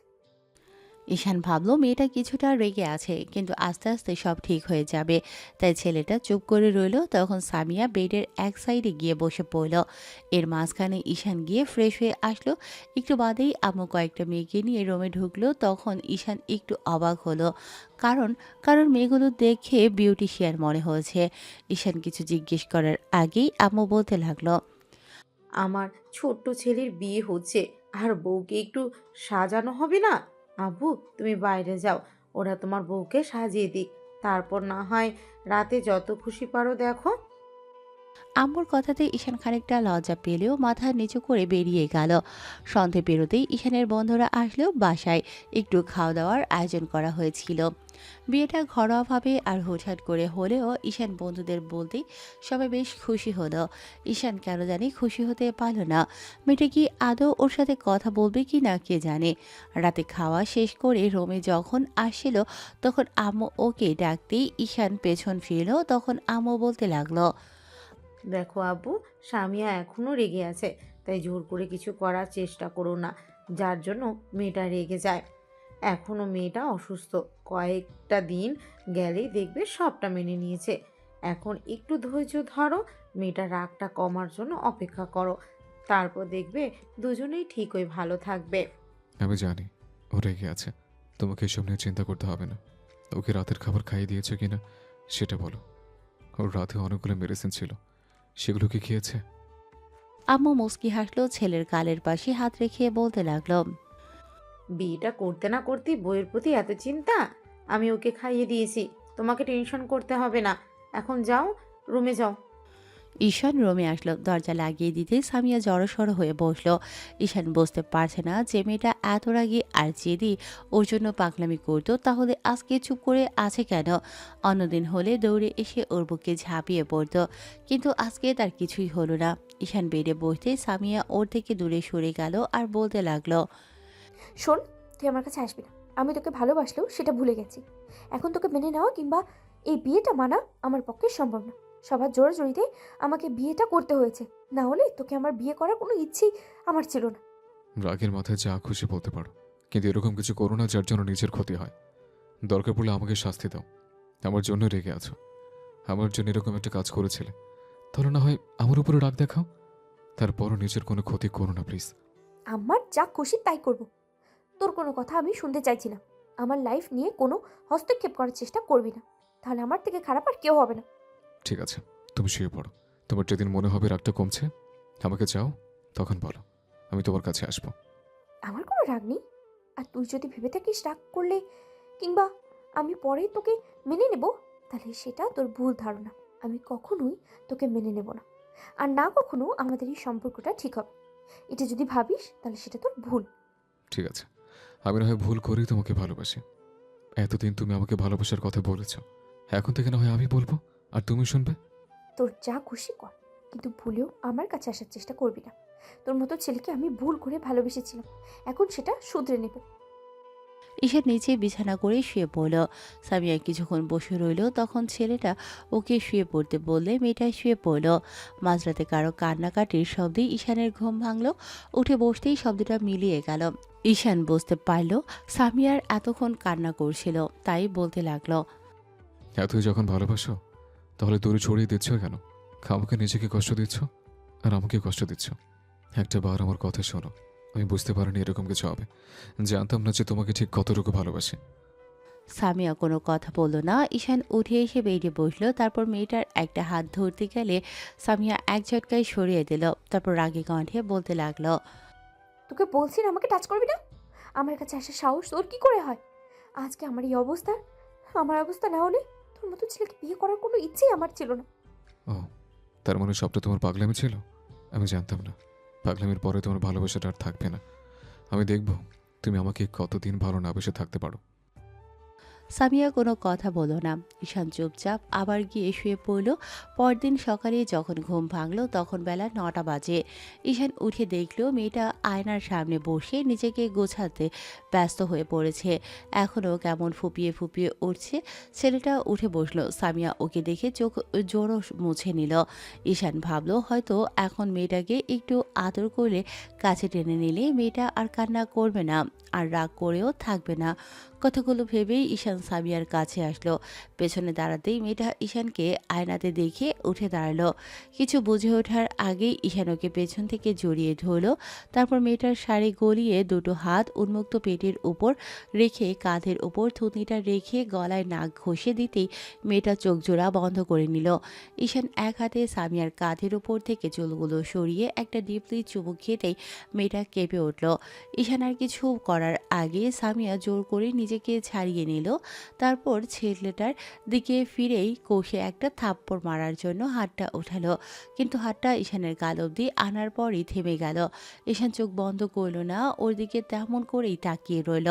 সামিয়া চুপচাপ রাগী চোখে তাকিয়ে রইল। তখনই ঈশান ওর ওঠানো হাতটা ধরে বলতে আরম্ভ করলো, কি হলো? থামলে কেন? মারো। আমাকে মেরে যদি তোমার রাগটা কমে তাহলে আমাকে আঘাত করো, তোমার যত খুশি আঘাত করো। তারপর এরকম চুপচাপ করে থেকে নিজেকে কষ্ট দিও না। সব কিছু ঠিক হয়ে গেছে। এখনও রাগ করে থেকে যদি তোমার রাগটা না করে তাহলে আরও রাগ দেখাও।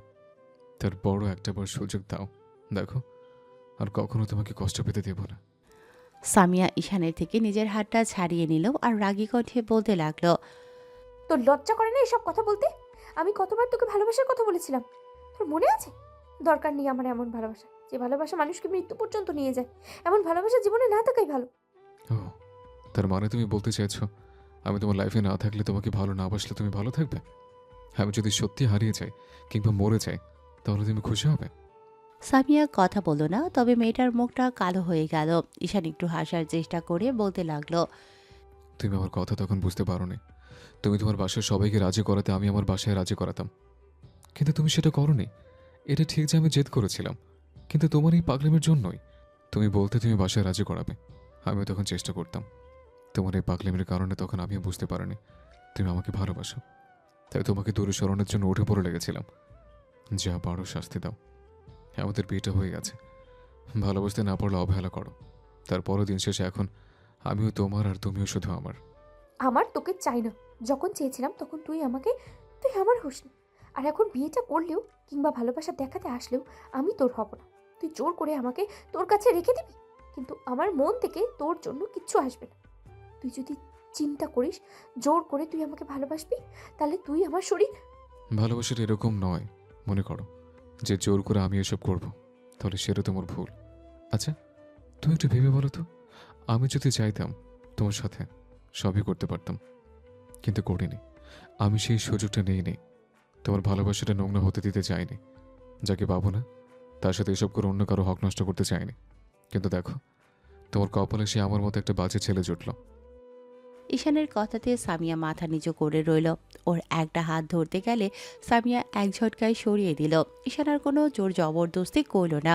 মেয়েটা কিছুক্ষণ কান্নাকাটি করে তারপর আবার ব্যালকনিতে গিয়ে দাঁড়ালো। আম্মু এসে ওদের খাবার জন্য নিয়ে গেল। সারাটা দিন ঈশান মেয়েটার সাথে কথা বলার চেষ্টা করলেও কিন্তু সামিয়া কোনো কথা বলল না। সন্ধ্যার মুখে ছেলেটা মন খারাপ করে বাইরে গেল। তারপর ফিরল রাত 10টার দিকে। এসে দেখলো সামিয়া ঘুমিয়ে পড়েছে। এমনিতেই প্রতিদিন হাজারবার কল করে কথা বলার চেষ্টা করত, আর এখন সেটা হচ্ছে না। পাগলামিটা মানুষের যতদিন পর্যন্ত মানুষ বুঝতে না পারবে। সামিয়ার অভিমান হয়েছে। ও বুঝতে পেরেছিল ঈশান ওকে ভালোবাসে না, তাই পাগলামি করাটা বন্ধ করে দিয়েছে।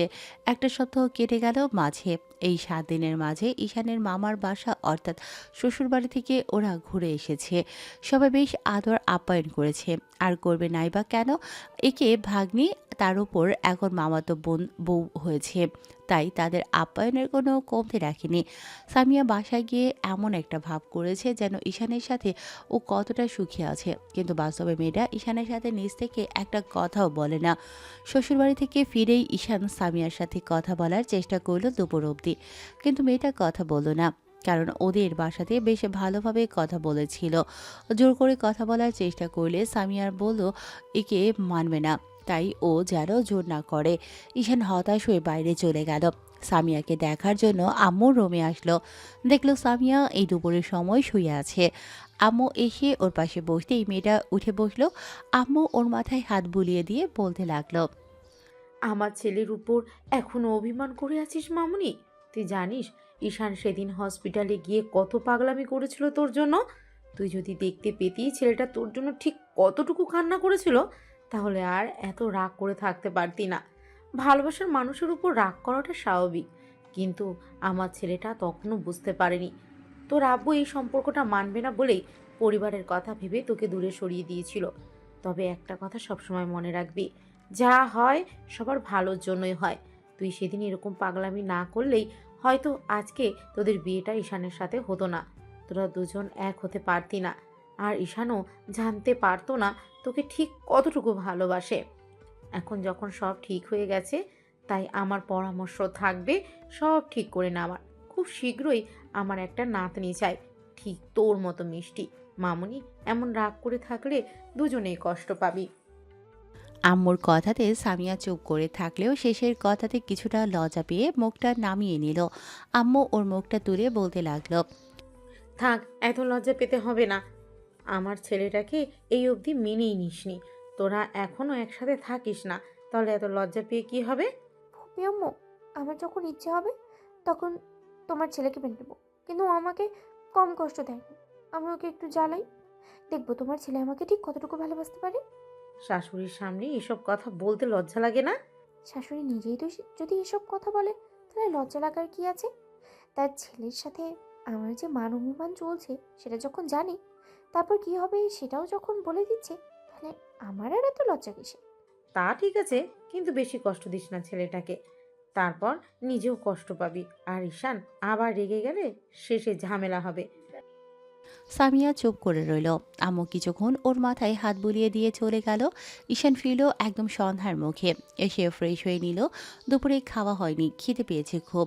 ছেলেটা ডাইনিংয়ে এসে দেখলো সামিয়ার আম্মুর সাথে রান্না করছে। ঈশান কিছুটা অবাক হলেও আম্মুকে ডেকে বলতে লাগলো, আম্মু, আমার খুব খেতে পেয়েছে, খাবার দিয়ে যাও না, কিছু একটা বানিয়ে দিয়ে যাও প্লিজ। আম্মু সামিয়াকে দিয়ে কিছু একটা পাঠালো। মেয়েটা এসে ধপ করে ওর সামনে প্লেটটা রাখলো।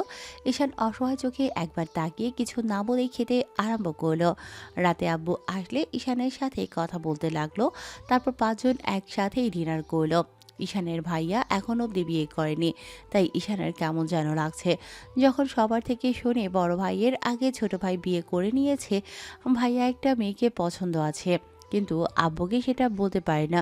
ঈশান ভেবেছে কয়েকটা দিন গেলে সামিয়া আর ওর দুজনে মিলে আব্বুকে বিষয়টা রাজি করাবে। ভাইয়া যে মেয়েটাকে পছন্দ করে সেই মেয়েটাও পুলিশ অফিসার।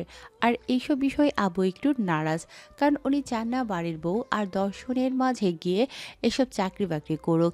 তাই তো আব্বুকে ভাইয়া এসব বলার সাহস করে উঠতে পারে না। ঈশান খাওয়া দাওয়া করে রুমে আসলো, দেখলো সামিয়া বালিশ দুটো বিছানায় রেখে দিয়েছে। ঈশান বালিশ নিয়ে নিচে যেতে গেলে তখন সামিয়া বলতে লাগলো, কারো যদি ইচ্ছে হয় তাহলে আমার পাশে শুতে পারে, কিন্তু খবরদার আমার গায়ে কোনো টাচ না করে যেন সে। ঈশান বুঝতে পারলো সামিয়ার রাগ কিছুটা কমেছে, তাই কিছুক্ষণ চুপ করে থেকে বলতে লাগলো, থাক, লাগবে না। আমার গায়ের উপর হাত পা তুলে দেওয়ার অভ্যাস আছে। তারপর ভুলবশত বুকে জড়িয়ে ধরলে তখন থাপ্পড় খেতে হবে। আর কোনো দরকার নেই। ভালো যখন বাসে না, তাহলে তারপর সে শোয়ার কোনো ইচ্ছে নেই। রাতে ভুলভাল কিছু একটা হয়ে গেলে শেষে ঘুম থেকে উঠে আমাকে নিজের কাছে দেখতে পেলে তখন বলবে আমি তো সুযোগ নিয়েছিলাম। আমি এমন কিছু করতে চাইছি না। সামিয়া অসহায়ভাবে ঈশানের দিকে তাকিয়ে রইল। বুঝতে পারল ছেলেটাকে এই একটা সপ্তাহে যে পরিমাণে কষ্ট দিয়েছে তাতে এক রকমটা বলাটাই স্বাভাবিক। ঈশান নিচেই শুয়ে পড়ল। এমন করে পুরো একটা মাস কাটল, কিন্তু এই একটা মাসে সামিয়া ঈশানকে বারবার বিভিন্ন কথার মাধ্যমে কাছে আসার সুযোগ দিলেও ছেলেটা আসেনি। ঈশান নিজে থেকেই দূরে ছিল। এর মাঝে ঈশান ভাবল এখন থেকে আবার কলেজ যাওয়া শুরু করবে, অন্তত অনার্সটা শেষ করে তারপর অফিসের কাজে মনোযোগ দেওয়ার চেষ্টা করবে। কারণ আব্বু একা অফিসের কাজগুলো সামলে উঠতে পারে না। আব্বু ঈশানকে কয়েকবার বলেছে, কিন্তু ঈশান জানিয়েছে অনার্সটা শেষ করে না হয় অফিসের কাজে হাত দেবে। ভাইয়া ঈশানকে বারবার বলেছে এই বিষয়টা নিয়ে বলতে, কিন্তু ঈশানের তেমন করে সুযোগ হয়ে ওঠে না। প্রতি সপ্তাহের মতো এই সপ্তাহের ছুটির দিনে আব্বু ভাইয়া দুজনেই বাসাতেই ছিল, তাই ঈশান ভাবল আজকে কথাগুলো বলবে। ছেলেটা এসে আব্বুর সামনাসামনি বসতেই আব্বু একবার ওর দিকে তাকিয়ে মুখ ফিরিয়ে নিল। ভদ্রলোক বুঝতে পারলো ছেলেটা কিছু বলবে। ঈশান আমতা আমতা করতে লাগলো, তখন আব্বু বলতে লাগলো, তুমি মনে হয় আমাকে কিছু বলতে চাইছো। ঈশান ফোন থেকে কিছু একটা বের করে আব্বুর সামনে ধরে বলতে লাগলো, আব্বু দেখো তো এই মেয়েটাকে দেখতে কেমন। বাসার সবাই ঈশানের কথাতে অবাক চোখে ছেলেটার দিকে তাকালো। আব্বু ঈশানের হাত থেকে ফোনটা নিয়ে ছবিটা দেখলো। মেয়েটা পুলিশ একটা ড্রেস পরে ভাইয়ার পাশাপাশি দাঁড়িয়ে আছে। এমন কিছু দেখে আব্বু একবার ভাইয়ার দিকে তাকাতেই ইমন মাথা নিচু করে ফেললো। ঈশান বলতে লাগলো, কি হলো আব্বু, বললে না তো মেয়েটাকে দেখতে কেমন। ভালো, কিন্তু এই মেয়েটার সাথে তোমার ভাইয়া দাঁড়িয়ে কি করছে বলতো? আব্বু, ভাইয়ের সাথে এই মেয়েটা একই ডিপার্টমেন্টে জব করে। বলতে গেলে দুজনের পজিশন প্রায় একই, কিন্তু মেয়েটা কিছুটা নিচে আছে। ভাইয়া আর মেয়েটা দুজন দুজনকে পছন্দ করে। মেয়ের বাসা থেকে সবাই রাজি, শুধু ভাইয়া তোমাকে বলার সাহস পাচ্ছিল না, তাই আজকে আমাকেই বলতে হলো। আমি বলছিলাম কি আব্বু, তুমি যদি একবার ওদের সাথে একটু কথা বলে দেখতে। আব্বু ইমনের দিকে তাকিয়ে রইল। আম্মু গিয়ে ঈশানের হাত থেকে ফোনটা নিয়ে ছবিটা দেখতে লাগলো। সামিয়া এসে দাঁড়াতেই আম্মুকে ছবিটা দেখালো। আব্বু চুপ করে আছে, তাই ঈশান ভাইয়াকে ইশারা করতেই ভাইয়া বলতে লাগলো, আব্বু, আমি ওকে বলেছি যে তুমি এগুলো পছন্দ করো না। ও কোনো কথা বলেনি। তারপরেও আমার বিশ্বাস এ বাড়িতে আসার পর তুমি যদি বলো তাহলে ও জবটা ছেড়ে দিবে। আমি তো এসবের কিছুই বলিনি, আর রাজি হয়নি যে বাড়িতে আসতে হবে। সরি আব্বু, আমি বুঝতে পারিনি তোমার লামিয়াকে পছন্দ হবে না। আমি জানতাম তুমি এরকম কোনো মেয়েকে পছন্দ করবে না। তারপরেও আমার পছন্দের কথাটা তোমাদের জানালাম। ইমন কতক্ষণ মাথা নিচু করে থেকে তারপর রুমের দিকে যেতে গেলে আম্মু আব্বুকে উদ্দেশ্য করে বলতে লাগলো, ছেলে যেহেতু পছন্দ করে, তুমি একবার ওদের সাথে কথা বলে দেখো। তোমরা যেটা ভালো মনে করছো সেটাই করো, আমাকে জানাতে হবে কি জন্য। এতদূর সিদ্ধান্ত যখন নিতে পেরেছো তাহলে বিয়েটা করে আসলেই হতো। তুমি খামোখা এসব কথা বলছো। আমি ইমনকে বলবো ওদের বাসার ঠিকানা আর নম্বর দিতে। তুমি একটু কথা বলে দেখো ওরা কি বলে। আব্বু হ্যাঁও বলছে না, আবার নাও বলছে না। ঈশান আব্বুকে রিকোয়েস্ট করতেই আব্বু বলতে আরম্ভ করলো, ঠিক আছে ঠিক আছে, ছোট ছেলের বিষয়টা যখন মানতে পেরেছি তাহলে বড় ছেলের বিষয়টাও কেন মানতে পারবো না। মেয়ের আব্বুর নাম্বার দিতে বলো, আর না হলে ওদের আমাদের সাথে দেখা করতে বলো। ঈশান বুঝতে পারলো ভাইয়ার একটা হিললে হয়েই যাবে। ভাইয়াকে ঈশান বিষয়টা জানাতেই ভাইয়া প্রচণ্ড পরিমাণে খুশি হয়ে ঈশানকে জড়িয়ে ধরে হাজারটা কথা বলল। ঈশান ভাইয়ার সাথে কথা বলা শেষ করে রুমে আসতেই দেখলো সামিয়া বেডে বসে পা আছে। ঈশান মেয়েটার পাশাপাশি বসতেই মেয়েটা দূরে সরে গেল। ঈশান আবারও এসে সামিয়ার সামনাসামনি ওর বসে ওর একটা হাত ধরলো। মেয়েটা উঠে যাওয়ার চেষ্টা করলে ঈশান সামিয়ার হাতটা ছেড়ে দিল আর বলতে লাগলো, এখনো তোমার রাগ কমেনি? কি করলে তোমার রাগটা কমবে আমাকে একটু বলবে? তারপরও যদি রাগ না কমে তাহলে বলো, আমি তোমার মতো বিষ খেয়ে নিই, আমি সত্যিই মারা যাই, তাহলে তোমার ভালো লাগবে তো? সামিয়া তারপরও কথা বলল না, মাথা নিচু করে রইল। তখন ঈশান আবারও বলল, আজকের পর থেকে তোমার যা ইচ্ছে তুমি তাই করতে পারো, কিন্তু এরপরে যদি নিজে থেকে চাও না আমি তোমার কাছে আসি, তাহলে ভুলেও আর সেটা হবে না। একটা মাস পেরিয়ে গেছে, এখন অব্দি হাতটা পর্যন্ত তুমি ধরতে দাও না, পাশে শুতে দিতেও চাও না, আবার বলো যেন টাচ না করে। নিজের বউকে টাচ করাটা কি অন্যায়? ঠিক আছে, আমি তোমার কাছে আর আসবো না, আর তোমাকে কোনোভাবেই স্পর্শ করবো না। এরপর যখন তুমি আমার কাছে আসার চেষ্টা করবে সেদিন আমিও মুখ ফিরিয়ে নেব, মনে রেখো। ঈশান কথাগুলো বলে বাসা থেকে বের হলো। দুপুর থেকে বিকেল, আর বিকেল থেকে সন্ধ্যা, তারপর সন্ধ্যা থেকে রাত হয়ে গেল, তবুও ঈশান ফিরছে না। ছেলেটা সেই দুপুরই বেরিয়েছে, এখনও বাসাতে ফিরল না। সবার ডিনার করার সময় হয়ে গেল, ঈশান আসলো না। এবার সামিয়ার বেশ খানিকটা খারাপ লাগতে শুরু হলো। ছেলেটা কোথায় গেল? রাগের মাথায় বাসা থেকে কোথাও চলে গেল না তো? সামিয়ার বুকের ভিতরে কেমন যেন একটা ভয় কাজ করতে লাগলো। অজানা এক আশঙ্কায় ছেলেটার রাগের মাথায় সত্যি বাসা ছেড়ে চলে গেল না তো? সামিয়ার মনে হতে লাগলো তখন ছেলেটার সাথে এরকম করাটা ঠিক হয়নি। তাই আর থাকতে না পেরে মেয়েটা বারবার ঈশানের নাম্বারে কল করতে লাগলো, কিন্তু ঈশান রিসিভ করছে না। অনেকবার কল করার পরেও ছেলেটা রিসিভ করছে না, বারবার বেজেই কেটে যাচ্ছে। তাহলে কোনো বিপদ হলো না তো? শেষে আব্বু আম্মু টেনশন করতে লাগলো। তখন সামিয়া আব্বু আম্মুকে মিথ্যে বলল, তোমার ছেলে আর সাথে আমার কথা হয়েছে, ও বলেছে একটু বাদেই ফিরবে, কোন ফ্রেন্ডের বাসায় নাকি গিয়েছে। তোমরা খেয়ে নাও, ঈশান আসলে আমি ওর সাথে খেয়ে নেবো। সামিয়া কথাগুলো বলে বিষয়টা কাটানোর চেষ্টা করলো। ঈশান যে ওর সাথে রাগারাগি করে বেরিয়ে গেছে সেটা একটা বারও বলল না। অন্যদিকে আব্বু আম্মু সবাই ডিনার করে চলে গেল। সামিয়া সবাইকে নিজ হাতে খাবার দিল, কিন্তু মেয়েটার মাথা থেকে চিন্তা যাচ্ছে না। ও না পেরে আবারও ঈশানকে কল করলো, এখনও ছেলেটা রিসিভ করছে না। সামিয়া রুমে এসে অনেকক্ষণ যাবৎ কান্না করল, বালিশে মুখ গুজে ফুপিয়ে ফুপিয়ে কান্না করলো। বুঝতে পারলো ওর জন্য এরকমটা হলো। কেন এরকম করে রাগ করতে গেল? না হলে ছেলেটা আজকে বাসা থেকেও যেত না। ছেলেটাকে শিক্ষা দিতে গিয়ে শেষে নিজেরই এত বড় শিক্ষার মুখে পড়তে লাগলো। সামিয়া ভাবতে লাগলো আজকে একবার ছেলেটা আসুক আর রাগ করে থাকবে না, খুব করে বকে দিয়ে একবার জড়িয়ে ধরে ইচ্ছে মতো কান্না করবে। সামিয়া এইসব বিষয় নিয়ে ভাবছে, এর মাঝেই রাত একেবারে 11টার দিকে বাসার দরজার কলিং বেলের আওয়াজ হলো। সামিয়া দেরি করলো না, আবার কলিং বেলের আওয়াজ হওয়ার আগেই মেয়েটা রুম থেকে বের হলো। সামিয়া নিচে আসতেই আরও কয়েকবার বেলটা বাজলো। সামিয়া দৌড়ে এসে দরজা খুলে দিল। চোখের সামনে ঈশানকে দেখে আর নিজেকে কন্ট্রোল করে রাখতে পারল না। মেয়েটা ঈশানের গলাটা শক্ত করে জড়িয়ে ধরে ফুপিয়ে কেঁদে উঠল। কোথায় গিয়েছিলে তুমি? তুমি দূরে গেলে আমি থাকতে পারি না, জানো না? রাগ করে থাকলেও তুমি যখন আশেপাশে না থাকো তখন আমার ভয় হয়। তুমি বুঝতে পারো না আমাকে? কেন ছেড়ে গেছে বলো? আমি রাগ করে থাকলে তোমাকে এমন করতে হবে? তুমি জানো আমি কতটা ভয় পেয়ে গেছিলাম। আমাকে ছেড়ে কোথাও যেও না প্লিজ। তোমার যা করার আমার সাথে করো, রাগ করো, মারো, বকা দাও, দরকার পড়লে আরো কষ্ট দাও, তারপরে এরকম করে ধরে যেও না। জানো না তুমি ধরে গেলে আমার কতটা ভয় হয়? ঈশান কিছুক্ষণ চুপ করে রইল, বুঝতে পারল মেয়েটা ভয় পেয়েছে, যার জন্য ফুপিয়ে যাচ্ছে। কান্না করে একদম হেসকে তুলে ফেলেছে। ঈশান বুঝতে পারেনি আড্ডা দিতে দিতে কখন এত রাত হয়ে গেছে। ছেলেটার রাগ করে থাকতে পারল না, মেয়েটাকে শক্ত করে বুকের সাথে জড়িয়ে ধরল, তারপর মাথায় হাজারটা চুমু দিয়ে জোর করে ছাড়িয়ে নিল। ঈশান সামিয়ার মুখের দুপাশে হাত দিয়ে চোখের পানি ঠোঁট দিয়ে শুষে নিতেই মেয়েটা আবার ওকে জাপটে জড়িয়ে ধরে ফুপিয়ে উঠতে লাগলো। ঈশান মেয়েটাকে জোর করে এনে সোফাতে বসালো, তারপর আবারও বুকের সাথে জড়িয়ে ধরে বলতে লাগলো, শোনাবো, দেখো আমি চলে আসছি, আর কখনো এরকম ভুল করবো না। বাড়ি গিয়ে বন্ধুদের সাথে কথা বলতে বলতে দেরি হয়ে গেছে যে বুঝতে পারিনি, আর এমন করবো না। এই কানে ধরছি, দেখো শোনাবো।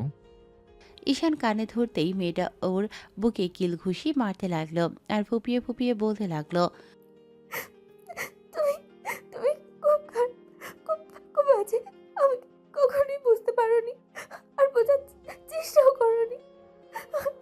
যাবো তোমার থেকে, দেখো সেদিন তুমি ওকে বুঝলেও আর আর খুঁজে পাবে না।